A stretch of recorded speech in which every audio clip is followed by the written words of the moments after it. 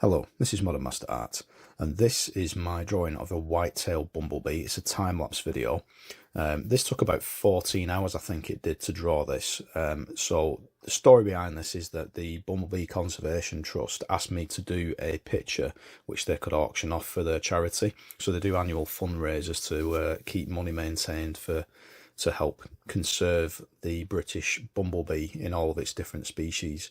The British bumblebee is an endangered, or it's becoming a critically endangered species now, so we try and do everything we can to try and protect it. Obviously bumblebees are, amongst other pollinators, mainly other bees, are the main reasons why we're kept alive. They pollinate everything and we need them to help us survive. So I've always been passionate about bees, so I was more than happy to do a picture which could be auctioned off for the Bumblebee Conservation Trust.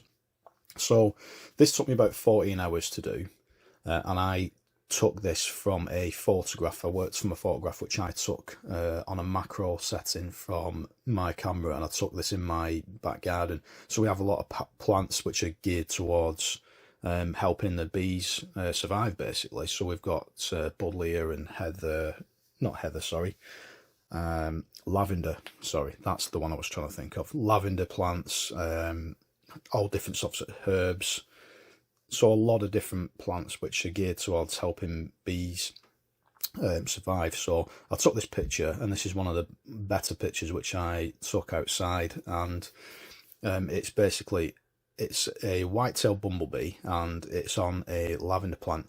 Now this took me about 14 hours to draw, and I wanted it to be photographic and the details to be absolutely spot on. I see a lot of people who draw bees, and they do this effect to try and draw the fur on it correctly. What I've actually been able to do in this drawing was to actually make the fur, the detail on it is the exact width of actual hair. So it's the hair width itself is less than 1/10 of a millimeter.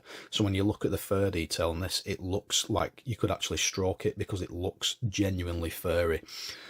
So I took a long time making sure, because it's not a massive drawing, but I wanted to make sure that it was anatomically correct, that the colours looked absolutely spot on, that the wing details were spot on, the legs, and just to make sure that it looked like as photographic as possible, which I'm hoping is what I've achieved here. When you look at it, as I say, when I did some close-up shots of it, the actual width of some of the hair detail matches the exact width of hair, so you can't get any more detailed than that. I know people draw hair detail, but without blowing my own trumpet, I'm one of the few people I know who can actually put that detail in, and it is almost as wide as actual hair itself. So it takes a longer time to do, but you'll see, the result speaks for itself, that you've got a drawing there in the end which looks like almost like a photograph that's just been taken off the background. So it took me a long time to do, but the effort was worth it, and in the end it made some money for the Bumblebee Conservation Trust, and that is a trust which I will continue to work with, and as I say, it's a passion of mine. So that's the drawing pretty much completed. Thanks very much for watching, and I am on other social media formats. So I'm on Facebook, I'm on Instagram, YouTube, and I'm now on TikTok. So please like, share and subscribe.